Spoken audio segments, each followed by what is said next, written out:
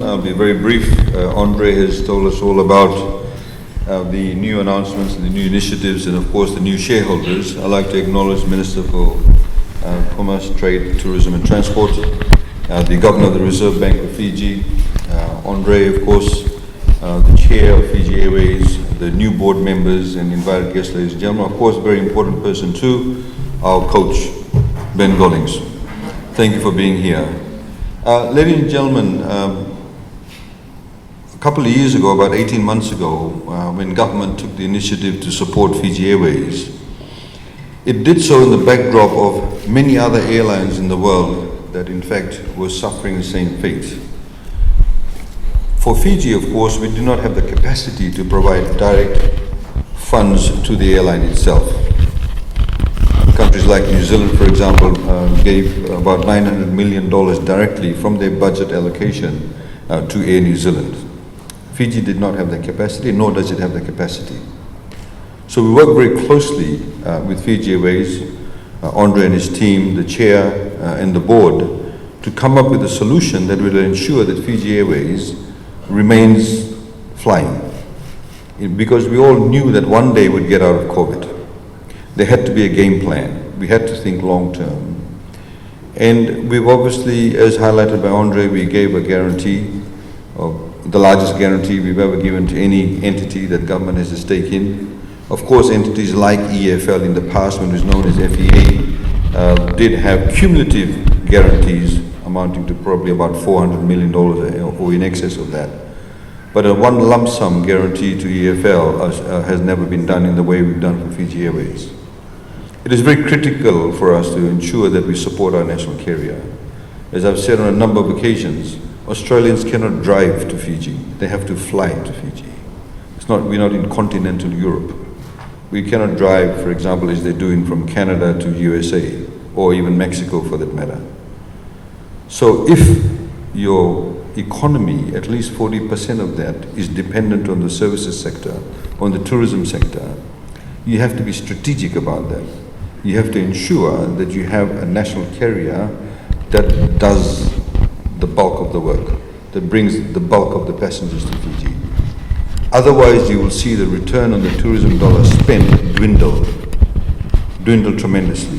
In many of the Caribbean countries, the return in $1, only 1 cent actually remains in the country, because all the airlines that fly into the Caribbean countries are foreign companies. Most of the hotels are foreign companies. They're even owned by foreign companies. So the dollar that remains in the country is very little. Most of the funds get repatriated.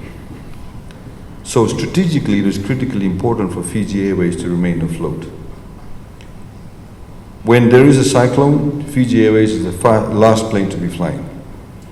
When the cyclone is finished, it's the first airline to fly. So it goes to show, when you have a national carrier and the home base is in your country, it will do tremendous things for us. When we announced that the borders will open it on 1 December, if we did not have a national carrier, we would have been left to the whims of other airlines. No point announcing the border will be open on the 1st of December when other airlines would have decided, well, look, we'll start flying on 15th of December or the 1st of January, because Fiji is not actually our priority.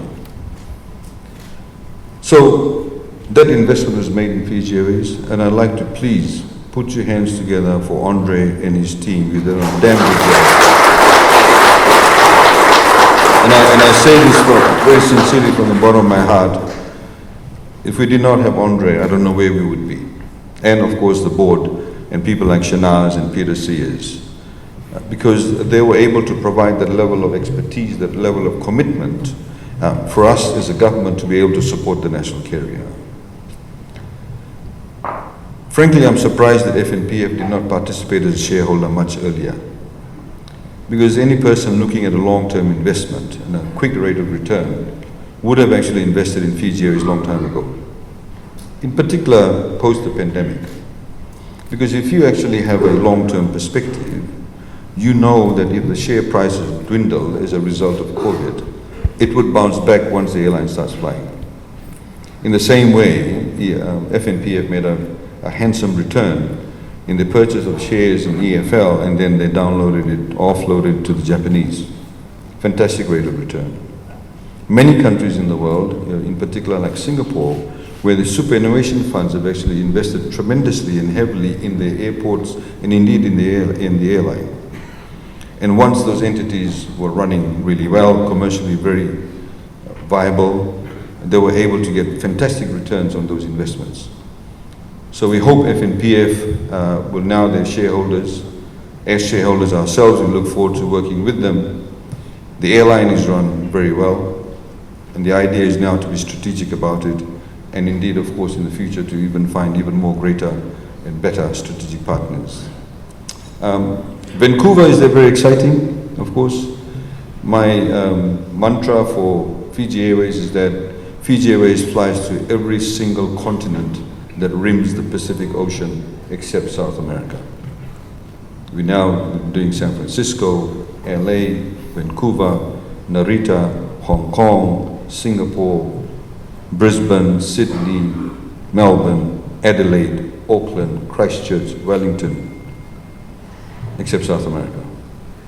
So as Andre said, it makes us even more of a greater hub, not just for other Pacific Islanders, but indeed other countries beyond that look to Fiji for better connectivity.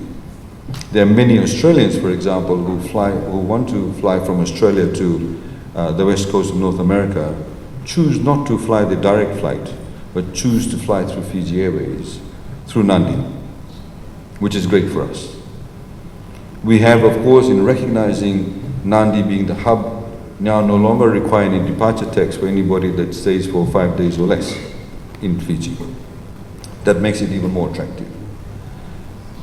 Ladies and gentlemen, overall, there is, of course, from a macro global perspective, there are a number of uncertainties. The uncertainty, of course, in Europe itself. God forbid if the war spreads, we don't want that to happen. Many people did not know actually that Russia was the third largest producer of oil in the world, or supply of oil into the market. Many people did not know that, for example, Ukraine feeds 400 million people in the world today because of the wheat that they grow and the wheat that they supply. Many people did not know that Belarus, Russia, and Ukraine produces the bulk of urea and potassium that goes into fertilizer. Fertilizer costs have increased tremendously, fuel costs have gone through the roof. And of course, wheat supply is limited, that's why the price of things are actually going up. These are certain uncertainties that we actually have to face. Although I don't like to quote Winston Churchill, because I do not agree with many things he did to the colonized world, but I think the quote that you did have was appropriate. We need to actually be very agile. We need to be responsive. At the same time, it's not just, we have to think about the here and the now, but it must be coupled with the fact that we need to think strategically and long term. And that is the trick in all of this.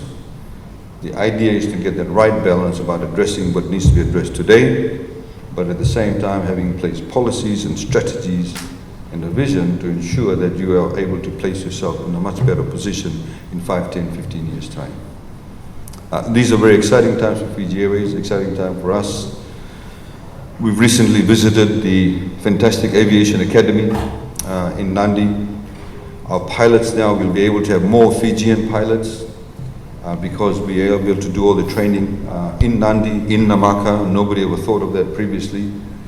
All our pilots needed to go to Singapore and various other places, pay enormous amounts of money for hotel rates, get a 2 a.m. slot in the simulators, and now they can get priority in the simulators.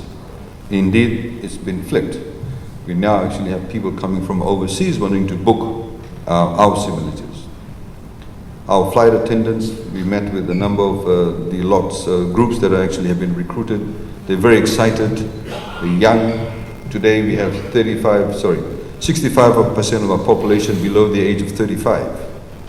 Enormous opportunities, enormous strengths, enormous ability to be able to be, again, a lot more agile. We have, of course, a number of challenges in terms of many of our people are being poached by countries, our friends like Australia and New Zealand. Those are some of the challenges we have to deal with. Those are some of the issues that we have to be able to address to be able to ensure that we remain a viable economy.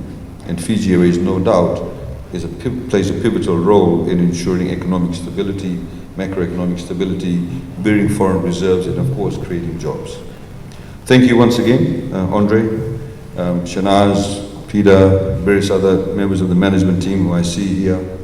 We'd like to once again welcome FNPF as shareholders, a unit trust of Fiji also. Maybe on slightly over 1%, but it's a substantial investment for them. Unit trust of Fiji, of course, is a very viable entity in itself. And those people who are unit holders, you're actually on a very good wicket.